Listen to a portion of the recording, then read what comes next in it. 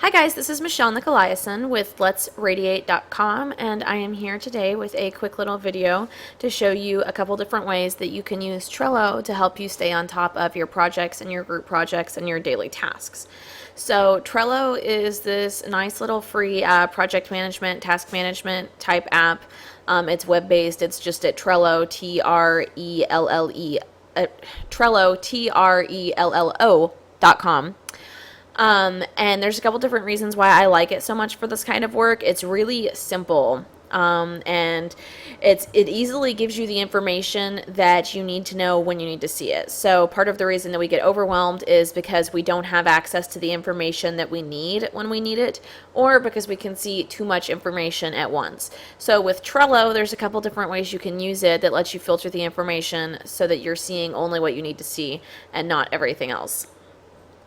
The other thing is that it lets you easily see things at a glance, and I know that me at least, I'm really prone to getting distracted if I have too much information. So not only does it prevent overwhelm, but it prevents distraction.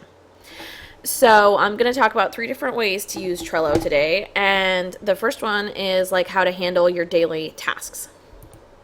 So you can see I have a board called Today, which is what we're heading to right now. Now, the way the boards are set up is that you have a board that has the name of the project or the name of whatever you're using it for. Each of these things is called a list.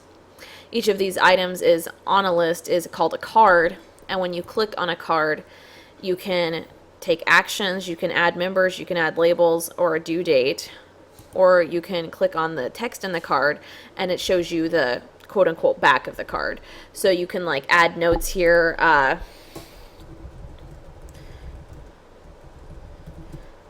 So you could, like, I could add, already went through these resources, need to go through these resources more.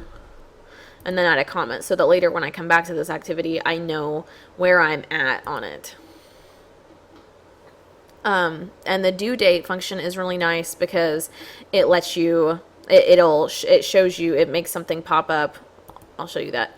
It makes something pop up where it tells you the day. And it's like, if it's the day of, it's red. If it's within 24 hours before it, it's yellow, and before that it's green. So it's nice and color-coded and easy. Now, see, the way I have this set up, I have a list for to do, I have one for doing, and I have one for done. And then I have what I call like my back burner list, which is something that if I have some free time during the day, if I have a spot where I get all my work done, then I can come to something on this list and I can work on that instead. So this is something like, these are things that I would like to work on, but that are not incredibly time sensitive right now. And when you finish something, like say if I had finished this, I would move it from to do to doing, and then from doing to done. And that's really simple. And at the end of each day, like this is a daily task management, at the end of each day, you can go through and archive the cards that you don't need to see anymore. So this is an example of how you could use it for helping to manage like your daily stuff.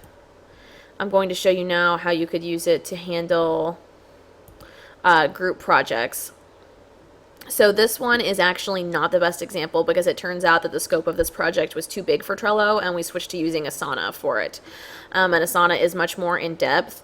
So if you have something that's really complicated, that might be a better way to go. But if you have a smaller group project, then Trello will probably be fine for you. But so the way you can see sort of the way we had this set up, we had like a list of each thing for us to do. We had a group list of to-dos and group list of things we were working on, things that are done.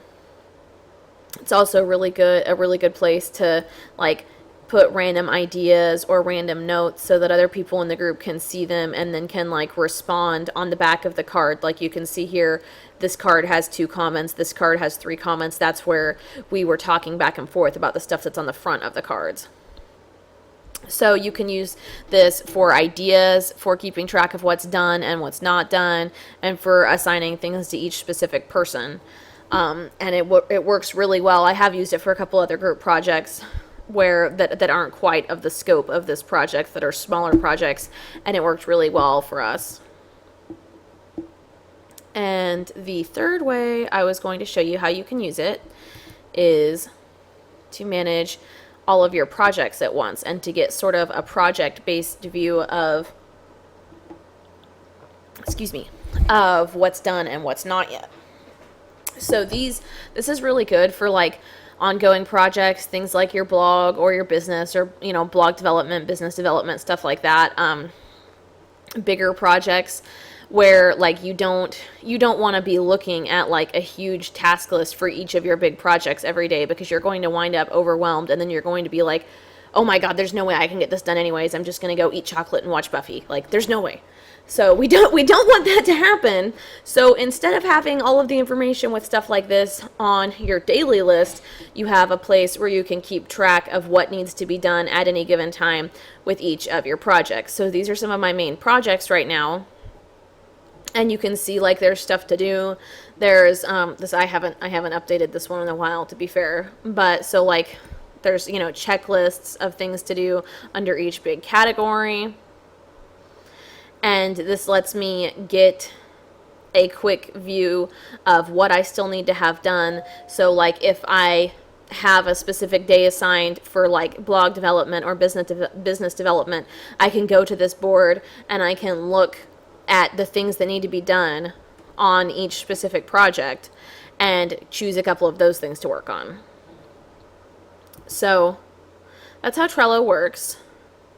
And you can go back to right here is where I have all my boards.